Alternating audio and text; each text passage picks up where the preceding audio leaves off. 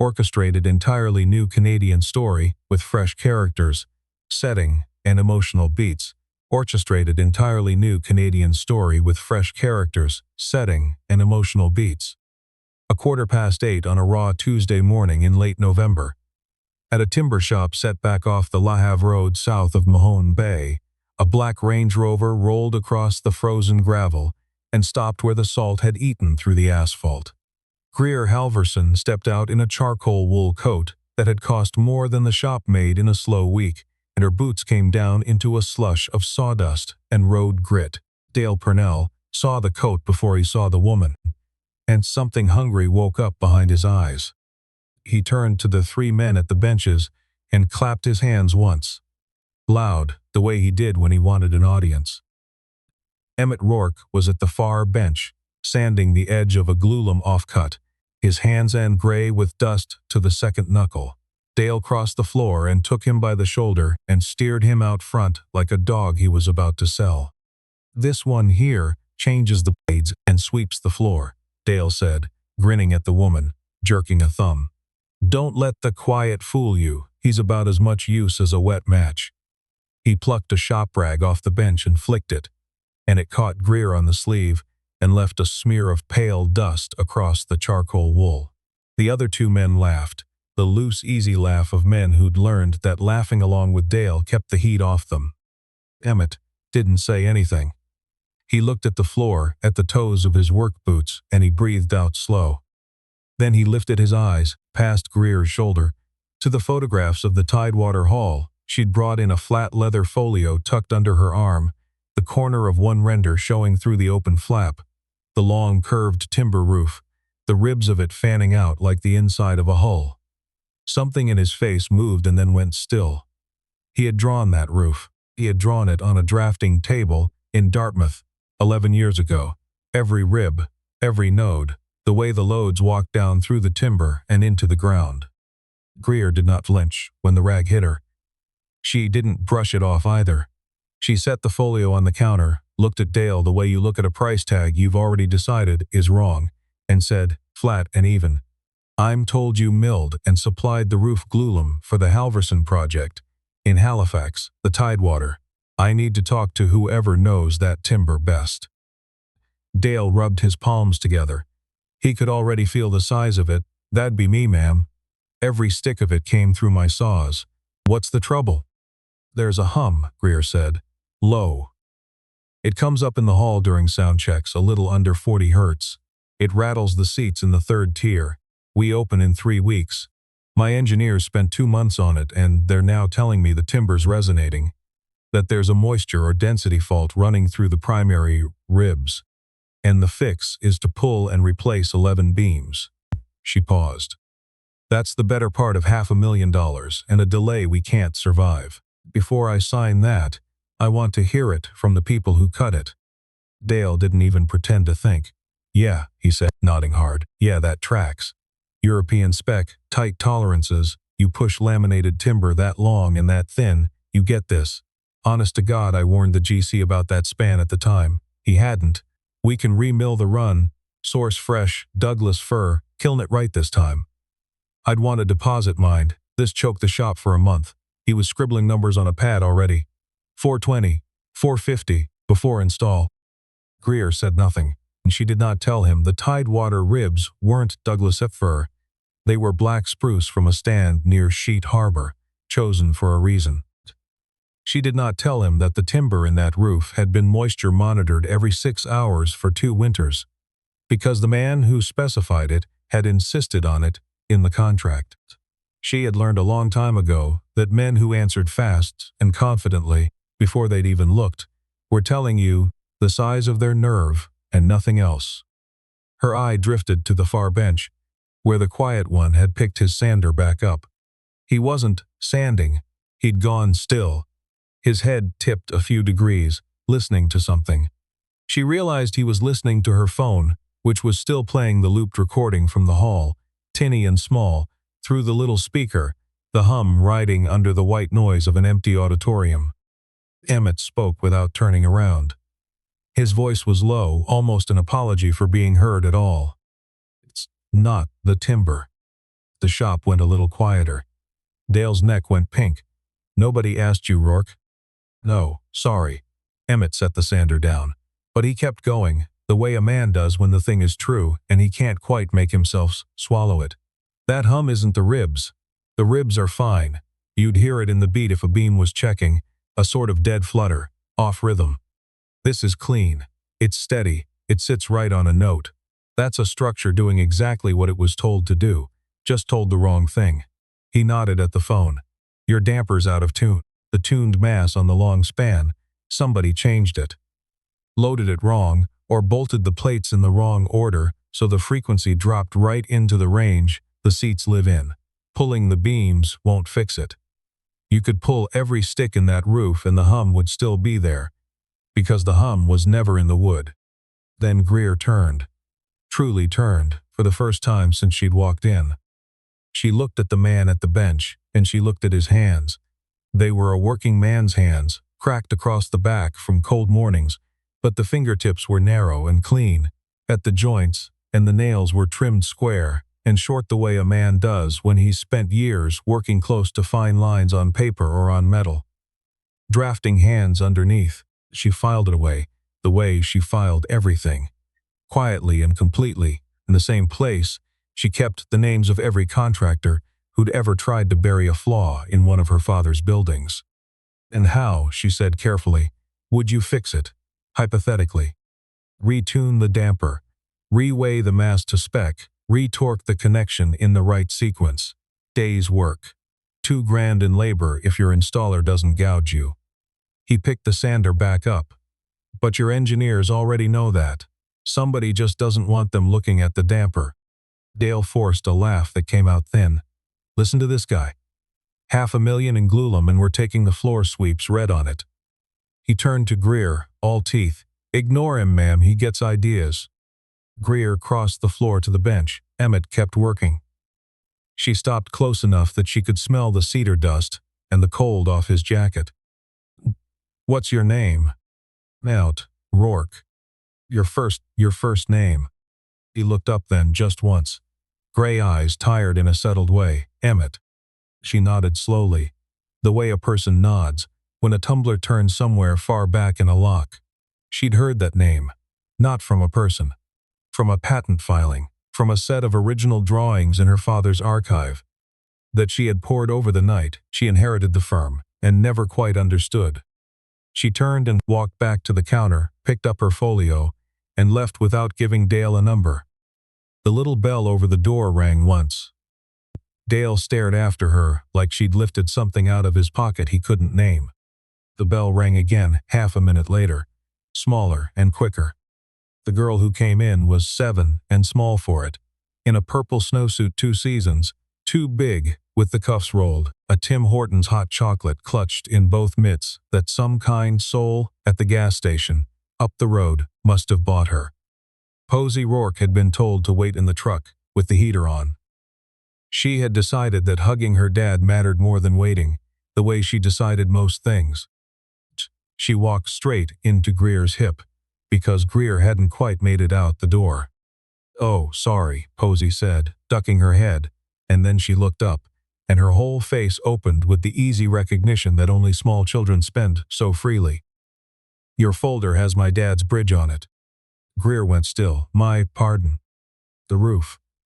Posey pointed a mitt at the corner, render still poking out of the folio. "It's in his black book. He drew that. He draws all of them. Bridges and roofs and the one in the snow." She took a sip of cocoa. "Matter of fact. He doesn't talk about it, though." Dale was already crossing the floor. Hey, no kids on the shop floor. Out before something lands on you." And he reached for the girl's wrist. He'd never got there. Emmett was between them before anyone saw him move. The sander was on the floor. He didn't raise his voice. He didn't need to. "Don't touch her." The shop went dead quiet. The compressor seemed to drop a register. One of the younger men took a half step back without knowing why he'd done it. Even the little radio on the windowsill, which had been muttering through the CBC morning show, seemed to lower itself. Emmett put one hand on the crown of Posey's head, gentle as setting down something that mattered. Go wait in the truck, Bug. Drink your cocoa. I'll be 5 minutes. Posey went, the way a kid goes, when she trusts the grown-up, telling her. Dale tried to laugh it off, said something about touchy, about Christ. He wasn't going to hurt her, and Emmett didn't answer. He picked the sander back up and ran it along an edge that didn't need it. Greer watched all of it. She watched his jaw stay locked for a few seconds after Dale walked off, and then ease. She watched him glance once toward the window where the girl had climbed back into the truck. What was on his face wasn't pride.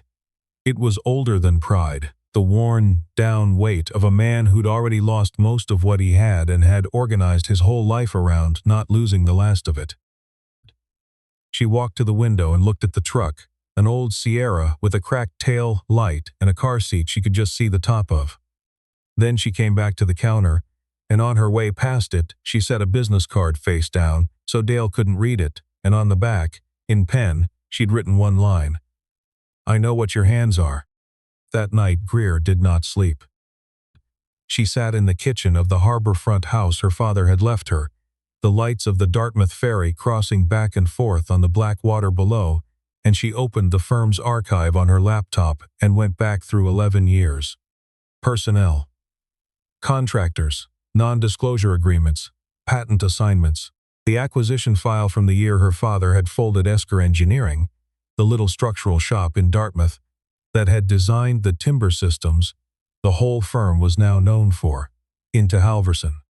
There was no Emmett Rourke, not in payroll, not in the Esker rolls, not on a single one of the patent filings that her firm now lived on. The name simply was not there, inside the company that had been built, in no small part, on the work of his hands. At 1:20 in the morning, she called the one person who might still pick up. Walt Esterhazy had been Esker's chief engineer for 19 years and had retired the season Halverson bought them out, gone off to a place on the eastern shore with a wood stove and 2 old retrievers and a half-built dory in the barn he'd never finish.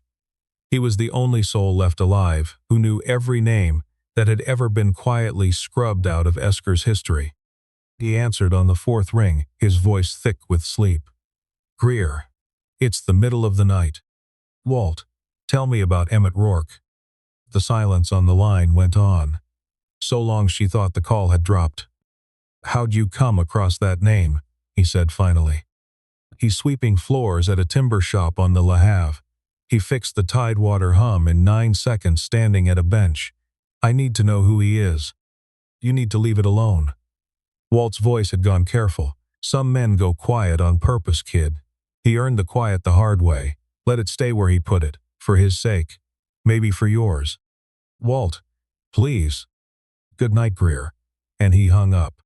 She sat, with the dead phone in her hand, and the ferry crossing and recrossing, and she realized no one had called her kid since her father died.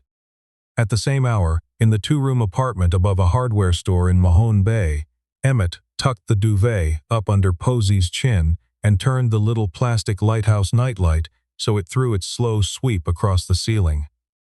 Captain, the one-eared rabbit, was jammed under her arm. He stood in the doorway a minute and watched her breathe. Then he sat on the edge of his own bed and slid open the drawer of the nightstand. The book was where it always was, a black leather sketchbook, the cover gone soft at the corners. He opened it to the first page. A hand-drawn section through the Tidewater roof, every load path inked clean, tolerance notes in the margins in his own square capitals, and at the bottom corner, in dark ink, E. Rourke, Esker, 2014. He sat with it on his knee for a long time, listening to his daughter breathe in the next room. The way you listen to the one good thing you have left. Then he put it back and turned off the lamp. Greer came back the next morning. No coat this time, no Range Rover. Jeans, a green field jacket, hair pulled back, a beat-up Subaru she'd borrowed from her assistant because the Rover felt wrong on that road. Dale, halfway through a double-double, nearly choked. Ma'am, back already. She walked past him like he was a stack of lumber. Emmett. He looked up from a brake rotor-sized maple disc he was turning. His hands went still.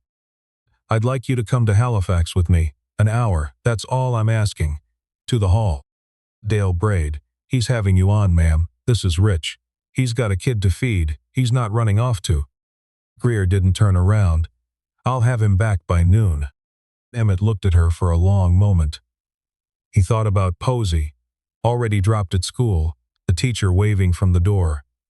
He thought about the black book in the drawer. He thought about that hum, sitting wrong on its note in a building he'd drawn before his daughter was born. He wiped his hands on his thighs. Okay. The Tidewater Hall stood on the Halifax waterfront with its curved timber roof up and its glass not yet in, scaffolding still laced across the harbor-facing wall. Inside, under work lights, the roof arched overhead in long ribs of pale spruce, fanning out exactly the way the render had promised. Greer's project team stood in a knot near the stage. 6 engineers, 2 in hard hats. And they went quiet when they saw who she'd brought in his work jacket, sawdust still in the creases. A man peeled off from the group. Tall, silver at the temples, a topcoat over a suit, and a way of holding his chin that announced he'd never once in his life had to wait in a line.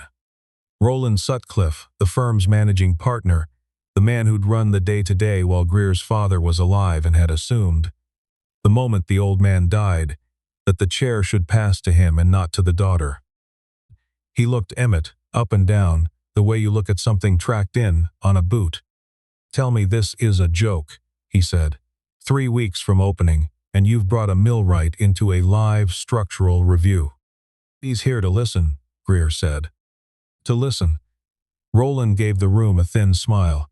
Do you even know what a damper looks like, friend? Emmett didn't answer him.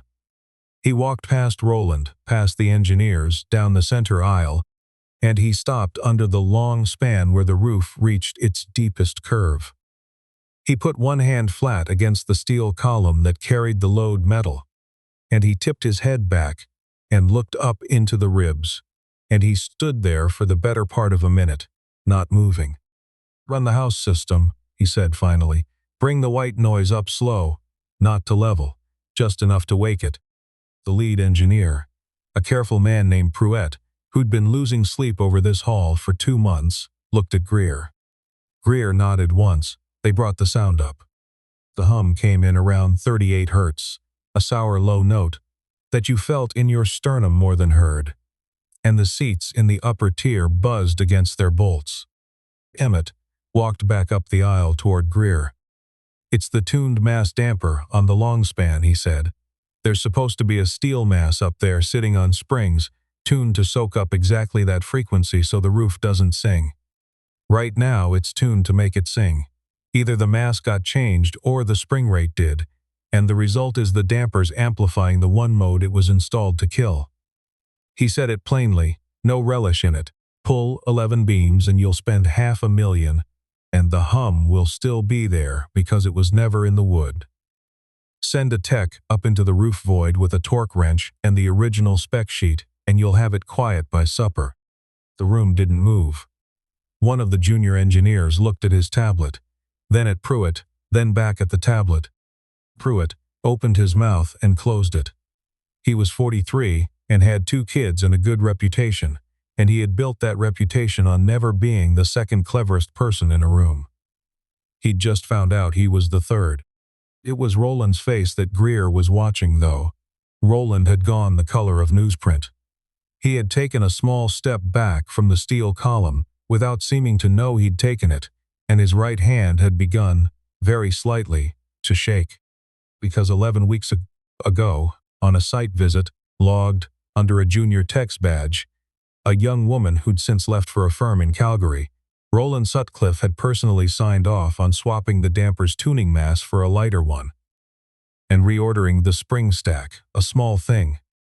Small enough to look like an installer's error, a paperwork mix-up, the kind of thing that happens, catastrophic enough, if it shipped, to make the firm's flagship hall a public embarrassment 3 weeks before the premiere, and the press and the donors all walked in, and to give the partners every reason to vote no confidence in the woman who'd inherited the chair instead of him.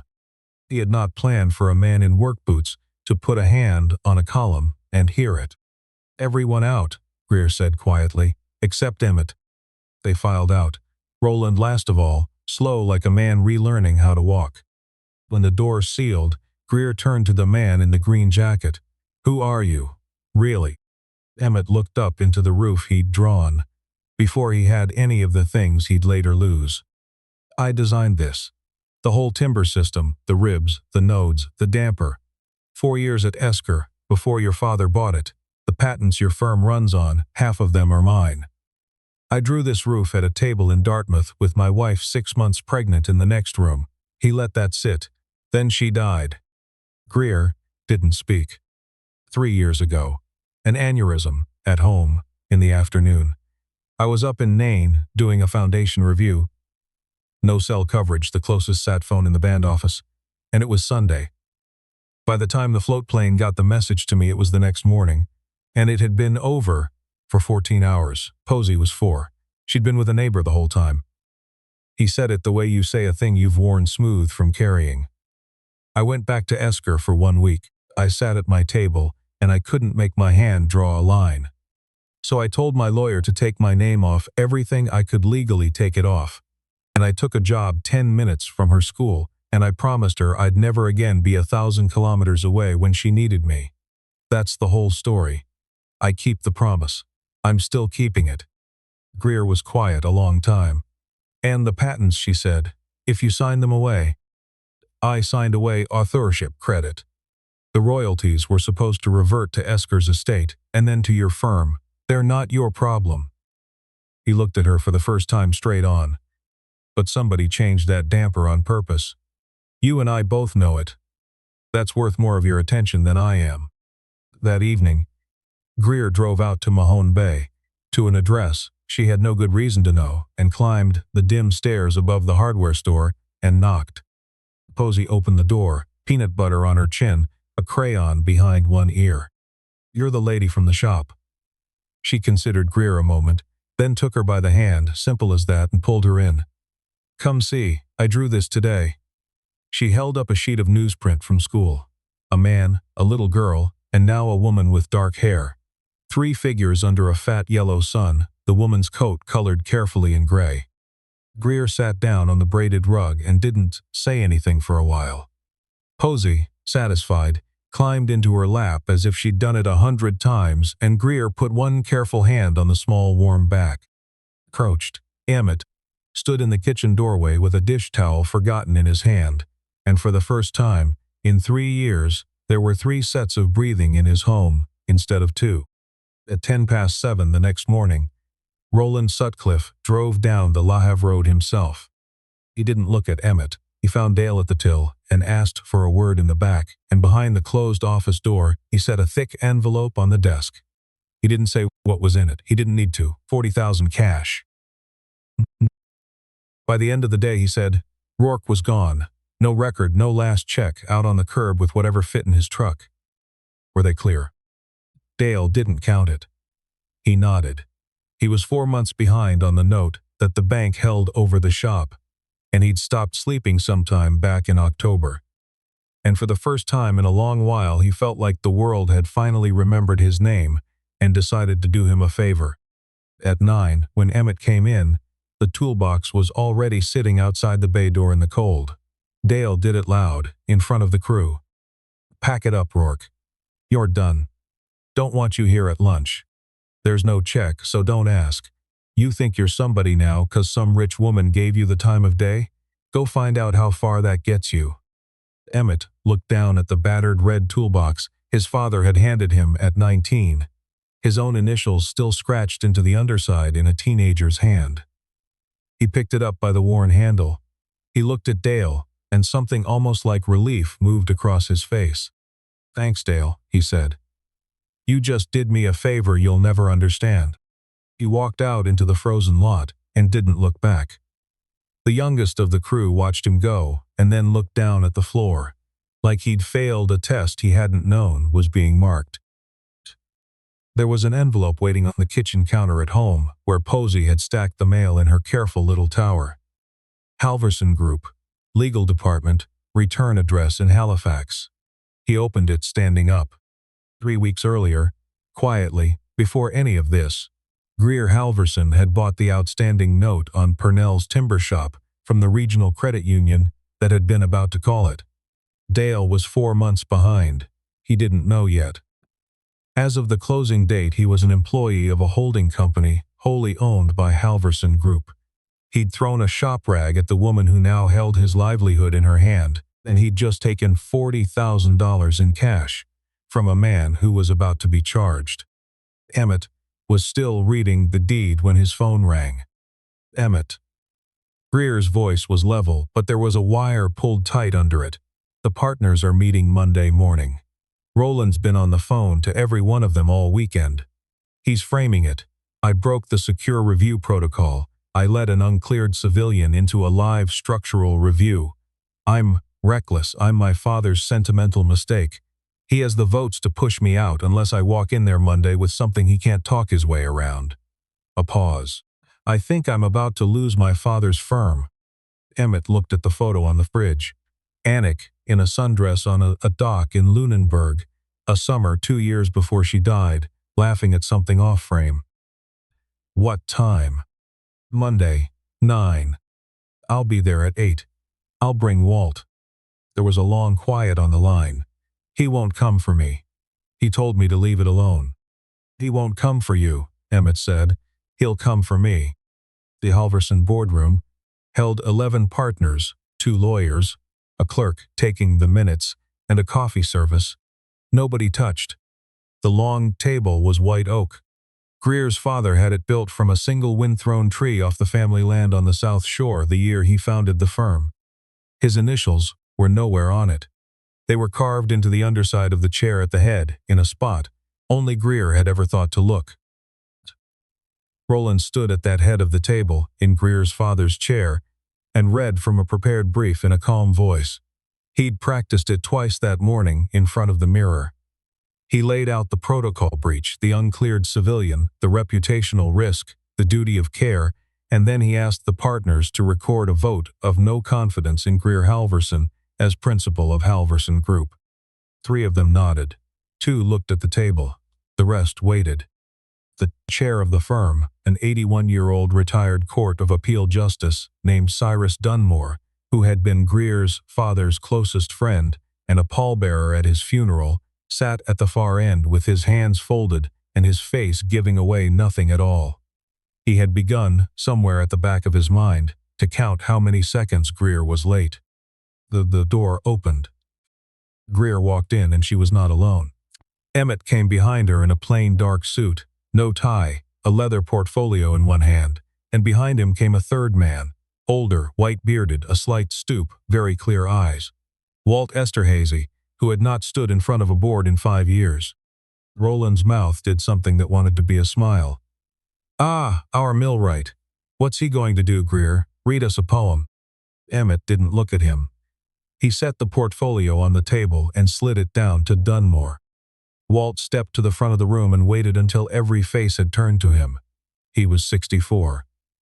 He stood the way he'd once stood at the foot of a false work tower in a December wind, knowing it would hold. My name's Walter Esterhazy. I was chief engineer at Esker Engineering for 19 years, until this firm acquired us. The man standing beside Greer is Emmett Rourke. He's the author of roughly 70% of the active patents that carry every timber building this firm has put up in the last decade, including the one on your waterfront with your premier's name on the invitation list. He let it breathe. In 2015, after Emmett left the industry, somebody inside this building refiled 3 of his patents under a slightly altered name to redirect the continuing royalty stream. E. Rourke became E. Rourke, one letter paid into a numbered account controlled by an officer of this firm. That officer has drawn down somewhere around $1.8 million over the past 9 years on work he never did. Walt looked down the long oak table. That officer is Roland Sutcliffe. The documents are in the folder in front of your chair. So is the site log showing who altered the Tidewater damper, and when, and under whose access badge. Roland moved before anyone else. He lunged for the folder and sent it skidding, coffee spilling, paper fanning across the oak in a slow white wave, but the 2 security officers Dunmore had quietly stationed by the door had him by the elbows before he reached it. He didn't shout, he didn't threaten, he just went very still, which was worse. Dunmore opened the folder with 2 fingers and read in silence for the better part of 2 minutes. He had known Greer since she was 9. He had taught her to skip stones off the rocks below the harbor house. The original Tidewater drawings, dated and signed, E. Rourke, Esker, 2014. The 2015 refilings with their badly traced signatures, forensic comparison attached. The site log with Roland's authorization on the damper change. The bank trail, 9 years of it, printed in tidy columns. He closed the folder and folded his hands on top of it and looked at Roland for a long, level moment, the way an old man looks at a dog that has bitten a child. "Mr. Sutcliffe," he said, "sit down." Roland sat, or rather he was seated. Dunmore turned to the room. "I'm moving to remove Roland Sutcliffe as managing partner of this firm. Effective now. I'm further moving that we refer this matter in full to the RCMP Commercial Crime Unit and to Engineers Nova Scotia for revocation of license, with this firm's complete cooperation." He paused. Show of hands. 11 hands went up. It took 6 minutes. There was no triumph in the room. Nobody looked at Roland as the officers walked him out. The partners gathered their things in silence and filed past Greer one at a time, and the 3 who had nodded earlier, each paused and offered her, in turn, the smallest professional nod, and she accepted each without a word. When the room had emptied, she stood at the long window, with her hands flat against the glass, and her shoulders held very still. When she finally turned around, her eyes were wet, and she didn't bother to hide it. Emmett didn't cross to her. He gave her from across the room the smallest nod a person can give, the same one he gave his daughter through a window when no one else could see. "I didn't do this for you," he said. "I did it because it was crooked and it could be made straight." She heard the rest of it anyway. That afternoon, while Emmett was downstairs signing restitution papers and an employment offer he had not asked for, and would get regardless, Greer drove out to the elementary school in Mahone Bay and sat in the pickup line in the borrowed Subaru. Because the Range Rover would have made a 7-year-old self-conscious in front of her friends. Posey came out, with her backpack hanging off one shoulder. She stopped when she saw who was driving. She didn't look surprised. She climbed in and buckled herself the way her father had taught her. Hi, Greer." "Hi, Posey." Halfway home, the girl put her small hand on Greer's wrist where it rested on the gear shift. "Are you going to stay for supper with my dad?" Greer smiled, the first real one in longer than she could remember. "If your dad asks me to, I'll stay." Spaghetti, garlic, bread out of a paper bag from the IGA. A bottle of grocery store red Greer had picked up on the La Havre Road. 3 plates on a table that had only ever been set for 2. Posey ate fast and talked faster. About a frog in the school terrarium. About a boy named Jasper, who still couldn't do up his own laces.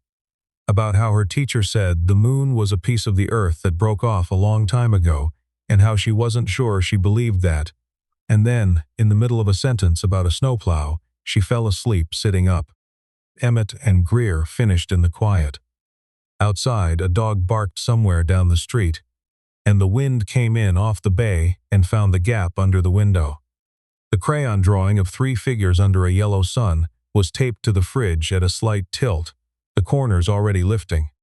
"Why bury it?" Greer said. "All of it, the name, the work." Emmett turned his fork over. "Because Anik called me twice the day she died, and I didn't have a signal. I found out from a float plane pilot the next morning. I told myself if I lived through that year I'd never again be somewhere. A piece of a building mattered more than the people in my house." He looked at the sleeping girl. "I kept the promise. I'm still keeping it." Greer set her glass down carefully and didn't speak for a while. She'd spent the whole day pretending the boardroom hadn't shaken her, and now, at a kitchen table above a hardware store, her hands had finally started to tremble. "My father died 2 floors below where that board sat today," she said. "Stroke, in his own office.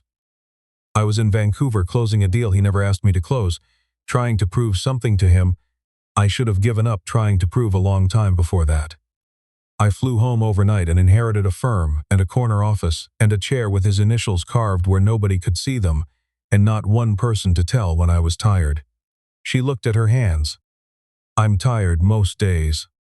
They sat with it. Neither of them filled the silence. You bought the shop, Emmett said after a minute. Before any of this. Yes. Why? She thought about it a long time. Because he flicked a rag at my coat and laughed at a man with a little girl waiting out in the cold, and I had the money to make sure no one on that lot would ever lift a hand near her again. I wasn't planning to tell you. I wasn't planning anything, I just couldn't keep driving past it, knowing I could have done something and didn't. Emmett nodded once. He didn't say thank you. The thank you was already inside the nod, the way most of the important things he meant lived inside small gestures. He stood and lifted Posey off her chair the way he had every night for 3 years, and carried her down the short hall. When he came back, Greer was at the window. A low moon hung over the rooftops across the street and put light on one side of her face and left the other in shadow. He crossed the floor and stopped a step short of her. She didn't turn. I don't need you any closer than that right now. I just need to know. Are you going to stay? Yes. That was the whole conversation. No kiss, no reach. Just one breath and then another, and a man and a woman standing a step apart in a kitchen above a hardware store, while a small girl slept down the hall, and outside the city kept moving, and inside, for one long minute, nothing did. The Tidewater Hall opened on a Friday. In December, the harbor glassed over with cold and the lights of the new roof, throwing long warm ribs of shadow across 1,000 people in their good coats. The damper had been retuned in an afternoon by a tech with a torque wrench and the original spec sheet, exactly as a man at a workbench had said it would be, and the hall was silent now in all the right ways. Greer stood at the podium in deep blue and let the room settle before she leaned into the microphone. This building, she said, very nearly opened broken. It was saved by a man we almost never found. A man who, the morning we found him, was sweeping a floor on the Le Havre Road while 3 of his own patents quietly paid another man's mortgage. A man who designed this roof 11 years ago and then walked away from all of it to raise his daughter 10 minutes from her school. She looked up into the timber arch. Emmett Rourke, the new structural lead of this firm, and the reason any of us are dry tonight. He came out from the wing in a dark suit that fit him like he'd been built into it, and the camera flashes didn't touch him. He'd been photographed in another life. He found her in the 3rd row without looking, Posey, in a velvet dress and white tights, up on Walt Esther Hidsey's shoulders, waving with both hands like she was bringing a plane down onto a runway. Emmett smiled at her. He didn't wave back. He didn't need to. She already knew. He said one sentence into the microphone, the only words he spoke all night. This was built by a lot of hands. I'm grateful to have mine back among them. And he stepped away from the podium, and the applause ran for the better part of a minute, and Greer led it. 3 weeks after the opening, on the corner, where the old sign had said Purnell Timber and Mill, a new sign went up in plain white letters on dark green. Rourke and Posey Joinery, honest work, Saturdays. Emmett kept the bay and the saws. He paid Dale Purnell a fair severance the man had done nothing to earn, and let him drive off with what dignity he had left, which was than he deserved and considerably more than he'd expected. The shop opened Saturday mornings at 9.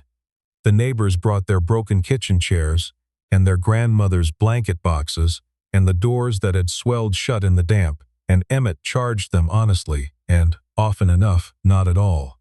Out front, by the bay door, Posey ran a hot chocolate stand at 50 cents a cup, and on a good cold Saturday she came in second only to the till.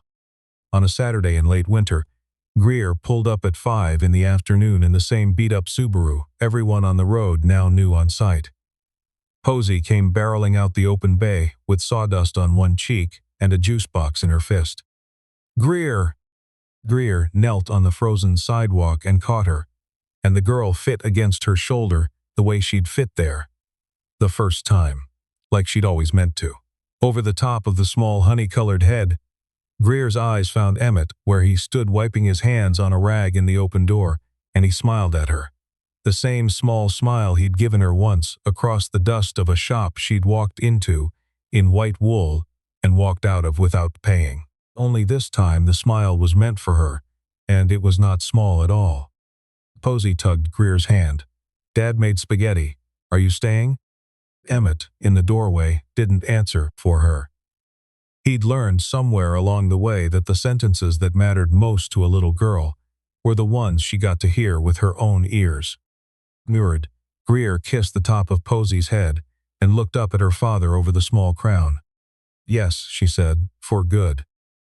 What the men in that shop had done, on a raw morning in late November, was laugh at a quiet man and throw a rag at a stranger in a fine coat, and they had told themselves a payday was coming. What was actually coming up the La Havre Road that winter was not a payday, and it was not revenge either. It was the slow, ordinary business of a few wronged things being set right. And behind that, quiet as a nightlight, turning on a bedroom wall, a family finding the shape of itself. I keep going back to that cold morning on the La Havre Road. The one where Emmett Rourke stood with his head down while Dale Purnell flicked a shop rag across a stranger's good coat and the whole crew laughed along. I've thought about it, more than I expected to, because the longer I sit with it, the more I see that nothing about how it ended was luck. Every piece of that ending was planted, quietly, in how each of those people had chosen to live. Dale lost the shop because Dale was the kind of man who answered before he looked. He quoted $500,000 on timber he hadn't examined, took $40,000 in cash from a man he didn't ask a single question about, and called it the universe finally smiling on him. It wasn't. It was the bill for 100 small dishonesties coming due, all at once.